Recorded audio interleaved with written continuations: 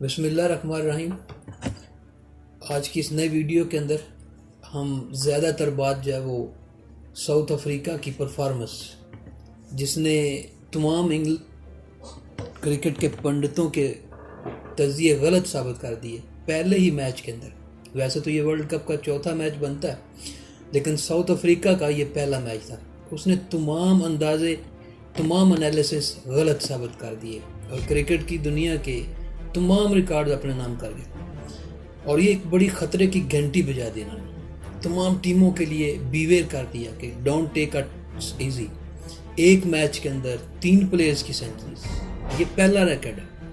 اتنا بڑا ریکارڈ ہے کہ کسی نے سوچا ہی نہیں تھا کہ ان کے 3 پلیئرز آئیں گے اور تینوں اتنی مار داڑ کریں گے کہ سری لنکن بالرز کے لیے ان کو سمیٹنا مشکل ہو جائے گا۔ حالانکہ سری لنکا کے پاس کوئی فاسٹ سپیڈ بالنگ نہیں ہے، اس وقت میڈیم فاسٹ بالرز ہیں جو ان وکٹوں کے اوپر بال کر سکتے تھے۔ کیونکہ ہم اکثر بات کرتے ہیں کہ انڈیا کی جو وکٹیں ہیں وہ ڈیڈ ہیں بالکل، صرف اور صرف ایک اچھا سپن بالر یا لائن و لینتھ پہ ویریشن کے ساتھ ہر بال کو ایک نئی ڈیلیوری کی شکل میں پھینکنے والا بالر وہ یہاں پر کامیاب ہوگا، دوسرے کے لیے مشکل ہے۔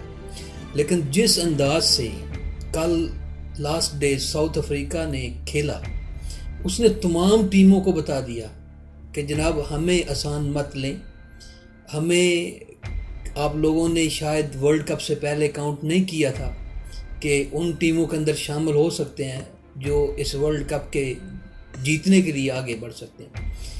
لیکن جس طرح انہوں نے ایک کے بعد دوسرا ریکارڈ اپنے نام کیا، اٹ از آؤٹ اسٹینڈنگ، وہ کمال کا ہے۔ اور 48 رنز کے اوپر 100 ایڈن مارکر کے یہ جو اننگ ہے وہ ناقابل فراموش ہے، اور جتنے خوبصورت سٹروکس انہوں نے کھیلے وہ اس کا بھی کوئی جواب نہیں ہے۔ جس انداز سے انہوں نے ہر بالر کی پٹائی کی وہ دیکھنے والی تھی۔ اس میچ کے اندر جو کہ ورلڈ کپ کا چوتھا میچ تھا، انہوں نے 429 رنز کا ٹارگٹ سری لنکا کو دیا۔ سری لنکا بھی اچھا کھیلا، 326 کا انہوں نے رپلائی کیا، لیکن چونکہ ٹوٹل کا ایک پہاڑ تھا، ہدف بہت بڑا تھا جس کو اچیو کرنا اتنا آسان نہیں تھا۔ 102 رنز سے ساؤتھ افریقہ یہ میچ جیتنے میں نہ صرف کامیاب ہوا بلکہ کئی ریکارڈ اپنے نام کیے۔ ہمیں پتہ ہونا چاہیے اس چیز کا، کیونکہ ہم اپنی ٹیم کو کہاں پر کھڑا کرتے ہیں اس تک پہنچنے کے لیے ہمیں ان چیزوں کا اندازہ ہونا ضروری ہے کہ اس میچ کے اندر دونوں ٹیموں نے ملا کر 754 رنز جو تھے وہ سکور کیے۔ ساؤتھ افریقہ نے 428 اور سری لنکا نے 326۔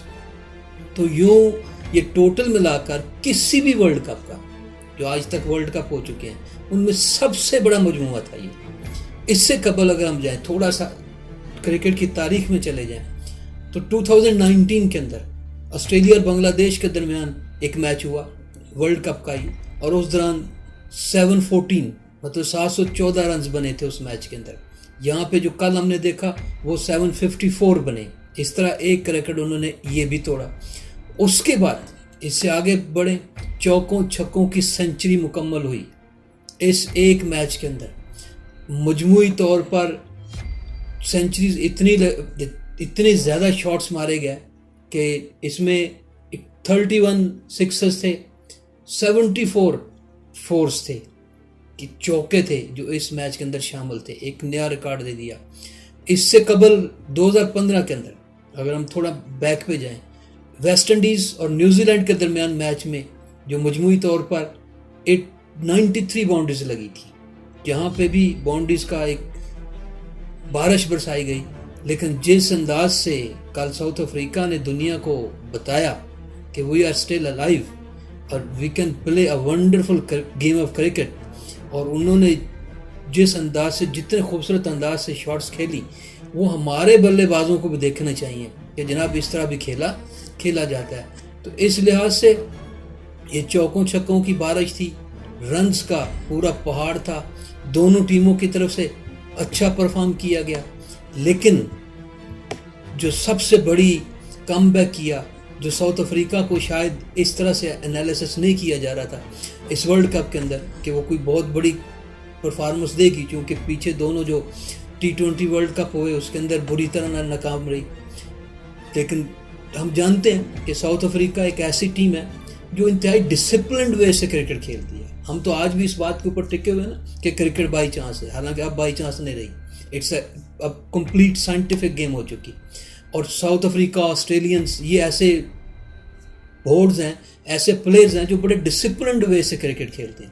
وہ کبھی بھی اس بائی چانس کی بات کے اوپر یقین نہیں کرتے. یہ صرف ہم چند ایشین کنٹریز ہیں جو ان کے اوپر بات کرتے ہیں اور ہم موو کرتے ہیں. تو انہوں نے کل اس چیز کو ثابت کیا.